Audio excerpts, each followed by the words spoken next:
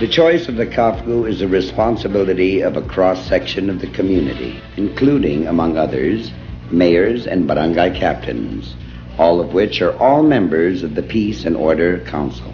We require them to be present in one of our meetings in the Peace and Order Council together with an endorsement from the barangay officials, barangay council, and then we interview them, and then we also get records from the police and from the municipal trial courts and the fiscal's office if they have records with the civil courts. Officials feel more secure in remote areas and feel the only way economic progress can be maintained is with the presence of the CAFGUs and the relentless and continuing effectivity in maintaining a constant peace and order situation. In effective and successful counterinsurgency, the indigenous people must recognize that they have direct stakes in the outcome of the insurgency, counterinsurgency campaign. And they are in the best position once they are committed to participate in counterinsurgency because they are very intimate with the terrain. They know the terrain as they know the palms of their hands. They know people. They know who is who in the community. They even know the interrelationship among people in the community. In the same way that we can say a rebel group, an insurgent group would be effective only in operating around 15, 20 kilometers around the places where they grew up. The same is true with the counterinsurgent, the CAFGU. The CAFGUs, as they are now being utilized by the Armed Forces of the Philippines, are considered part and parcel of the Armed Forces of the Philippines.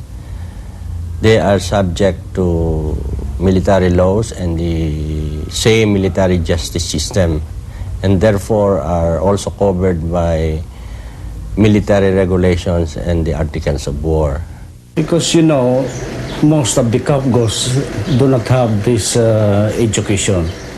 They are just picked up from any sectors in the barangays. Then they happen to be a member of the military. So they do not know. They lack these technical capabilities. So kahit anong gusto nila kung minsan, naglalasing. So it destroys the whole image of sometimes the military. Well, I think there is that misimpression on the part of some people that CAFGUs in general are uneducated. You will find out that many of our CAFGUs are educated. At the very least, in general, most of them are at least high school graduates.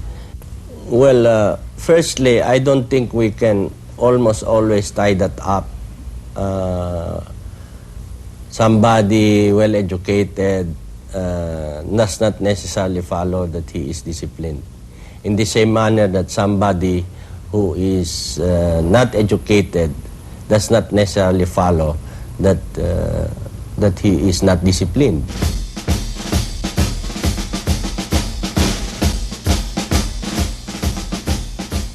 Kababarya barangay mo, masunurin at walang criminal records? No, sir. When they volunteered to be CAFGU members, we trained them for approximately 5 weeks or 249 hours of instructional material. And they are trained on military courtesy, discipline, military justice. Also, we trained them on human rights. The majority of the training will be dealing with firearms, drilling, and tactics of ambuscades and, in other words, military tactics. That is the majority. But also, we train them on, as I mentioned, on the other aspects of discipline, aspects of human rights, aspects even on personal hygiene, sanitation, and first aid. Now, this is the original training, and this is takes up about 4 weeks. Now, after that, every year, we also conduct a refresher or reorientation training for the CAFGUs. Now, this training or refresher training is done in place. We conduct it actually in the area where they are deployed or in the barangays where they are the defenders.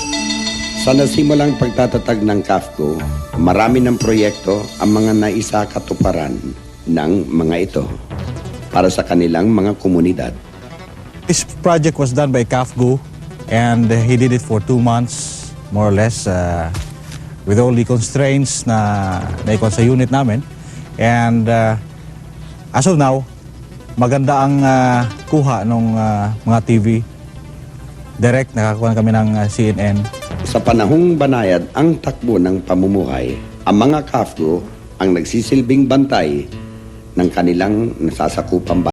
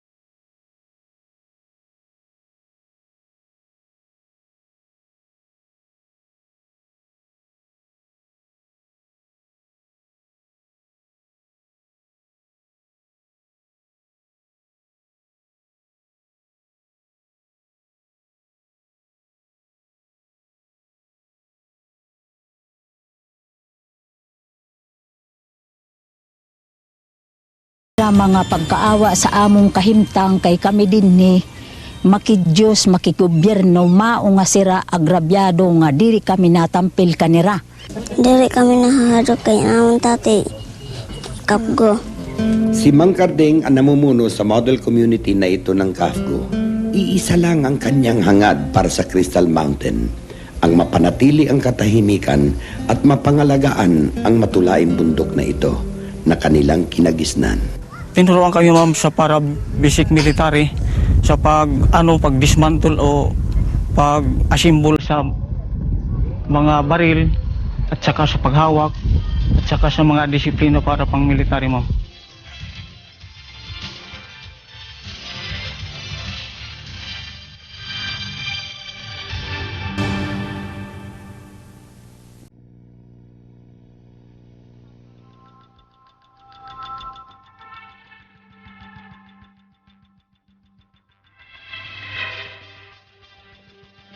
As of the present, the city of government has provided for livelihood assistance program for everybody, and that would include the future dislocation of the CAFGUs. So we will cooperativize the dislocated CAFGUs and provide them with livelihood assistance.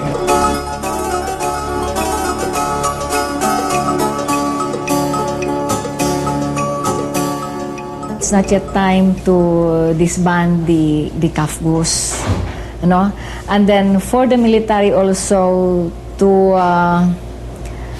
ano yan, yung umalis ng ang military, we are not yet ready and we are not parang hindi kami favor na alisin mo na rin dito ang military, much so ang aming mga CAFGUs because malaki talaga ang nitutulong ng mga CAFGUs sa amin. Subalit kamakailan lamang ay naging paksa ito ng mataas at mababang kapulungan at napipintong paglalansag ng CAFGU. Ito ay sa pagsususog at pag-aaral na rin ng iba't ibang sektor ng pamahalaan at ibang NGO. Ito raw ay dahil sa pag-aabuso ng CAFGU. As per our records, in 1987 or 88, when the CAFGUs were only 37,000, there were 257 violations. Well, that is approximately 0.6% of the total strength.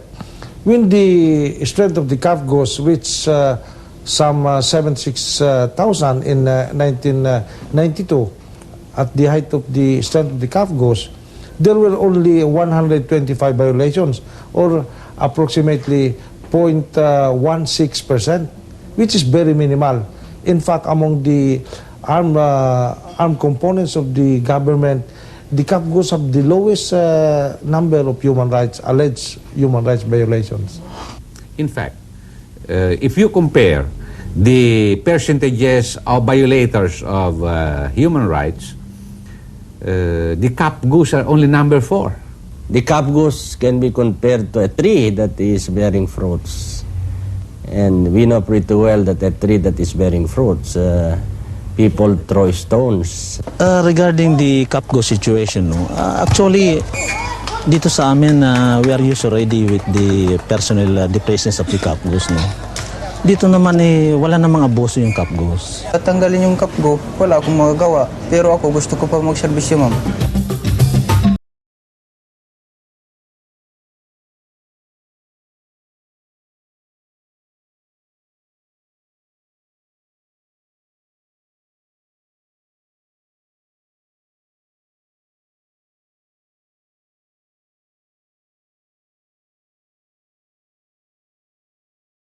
Hirap lang dyan, yung 30% kasama na dyan, yung ginagamit ng mga politiko na mga bodyguard. Hindi na natutupad yung talaga tungkulin kung anong gagawin nila. The primary objective of the CAFGUs is for anti-insurgency. So I think the CAFGUs should be separated from the policemen. Kung kami maaalis, palagay natin naalis kami, inabulis nila yung CAFGU. Paano naman kung dukutin naman kami dun sa ginagawa namin ng kagaya doon kami. Siyempre, kilala na kami ng CAFGU kami. Kung aabulis nila yung CAFGU, pagdating naman namin doon, sa tinatrabahoan naman namin, siyempre, doon na kami kagaya ng magkupras, doon kami. Tapos, biglang dumating yung mga NPA, kukunin ka, hindi ka makakalaban. Wala kang kalaban-laban. Kapag inalis ang CAFGU, baka mamatay na kami lahat dito. Tinatawagan ko yung mahal na presidente at iba pang mga malalaking tao na nasa ating gobyerno na hindi pa pwede kunin yung mga CAFGU, pati pa yung military sa bayan ko. Kasi dito ito nag-umpisa at hanggang dito nag-mature din at hanggang ngayon mayroon pa. Ngayon lang parang tahimik kasi there was a rigid SOT of the military. Kaya nga parang na dito malinaw-linaw. Pero this I know it very well because this had happened to this had happened this already na kung wala ng military, babalik na naman ito sila. Sapat lang sa pangangailangan. Ngayon kung magbibigay pa kami ng 10% sa mga NPA, malaking kabawasan sa aming kabuhayan. Ngayon naisipan ko ho na pumasok para magkaroon man lang ng protection sa aking mga magulang. Nung una nga ho, tutol yung aking mga magulang dahil babae nga daw ako. Pero nais ko lang ipakita, gusto ko maging ehemplo ng mga kababaihan na hindi lang lalaki ang pwedeng lumaban. Pwede rin kami mga kababaihan. Kung mayroon na akong Amazona,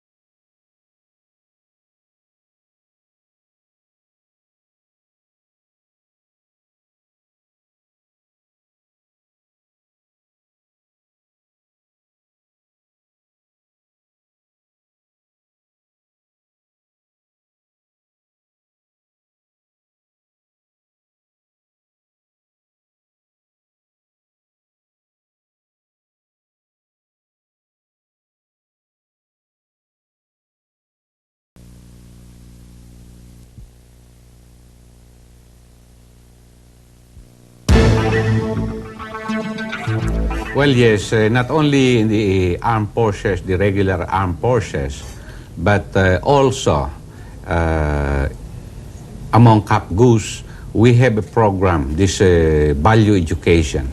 And this value education shall assume more significantly a measure by which we can enhance the discipline of CAFGUs, as it has helped enhance the discipline of the regular armed forces.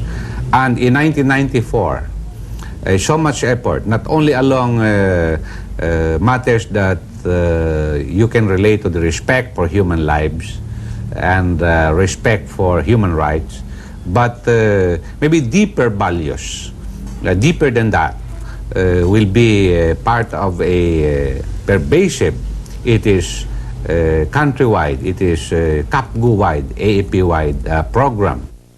And so they're not just holding their guns and doing nothing, but they are immersed into the daily life of the people. They take part maybe even during calamities. They take part in rescue and rehabilitation of the place. I say that there seems to be a deceptive peace because this time there are still armed men that are roaming around the remote area of the province, mostly in the boundary between provinces where it is already forested and less inhabited. So these armed men will always be a threat to the existing peace, because anytime they may decide to come down and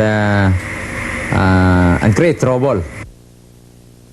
Lambat Bita was launched in 1988, and to all these years we've been monitoring its implementation. It is on track. It is part of our campaign plan. It is a strategic move on the part of the government and of the armed forces. It is part of the clearing methodology in our counterinsurgency campaign, which is basically a clear, hold, consolidate and develop methodology. And the holding part of that methodology is very important, and this is where the CAFGU takes its role.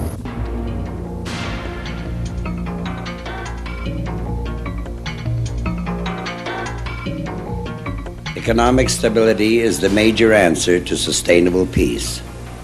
When a livelihood program is institutionalized, it ensures continuity way beyond this generation, longevity. This has become the priority program of General Ruperto Ambil. It will provide stability and continuity. In fact, this will answer again on the future development of the CAFGU, if ever they are deactivated. So even if they are not already in the active service, this institution will remain. Another first in Samar is an academy for livelihood programs that include the CAFGUs in their enrollment, thus further enhancing the added knowledge necessary for livelihoods at cooperative level. Well, the target of this academy is actually the whole people of Samar Island, and of course initially our CAFGU members. So basically the courses that we're offering is more on community mobilization, community organizing, and some basic livelihood skills that will help not only the CAFGUs but individual members of the community.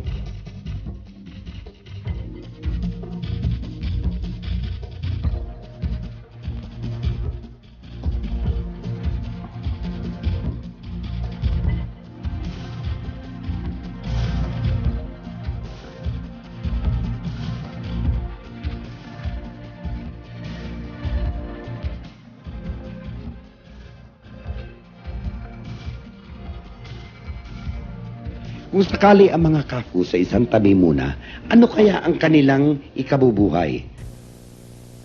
Actually, we have three cooperatives with CAFGU members. One is IGOT in Maolong, Camp Lucban, located in front of Camp Lucban, wherein our CAFGU by the name of Juvit Garden is a member of the cooperative.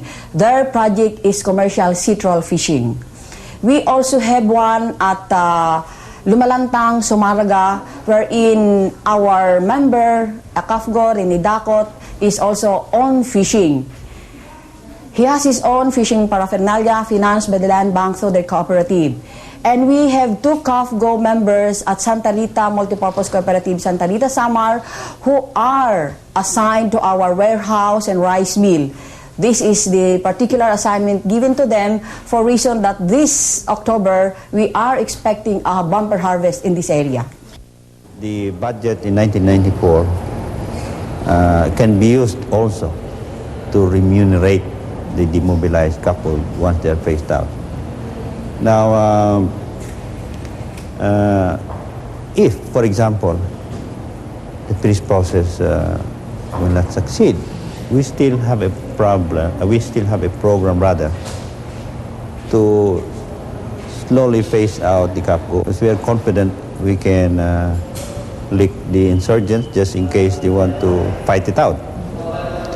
And so we still have a program to phase out in 5 years the CAFGU.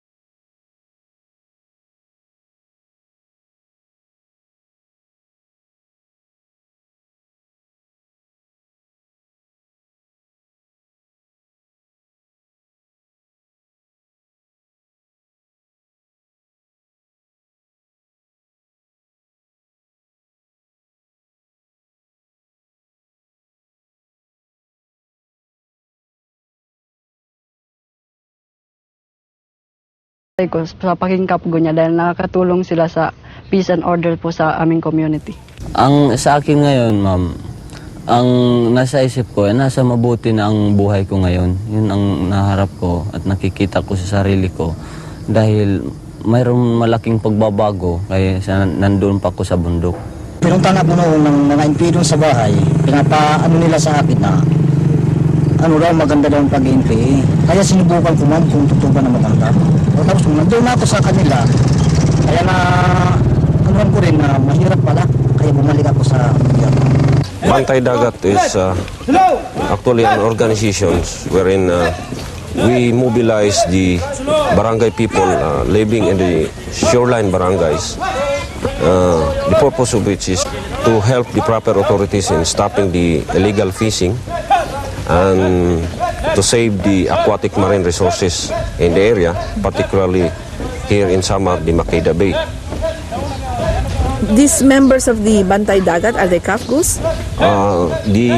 Actually CAFGUs, others are CAFGUs, others are civilians living in the barangays along the shoreline. How effective have they been? So far, ma'am, they are effective in helping us in the campaign of stopping the illegal fishing. You know, the illegal fishing here is being backed by these unscrupulous big-time fishermen and businessmen. They do not think of the future of the Makeda Bay, but all they have in mind is the profit they can take.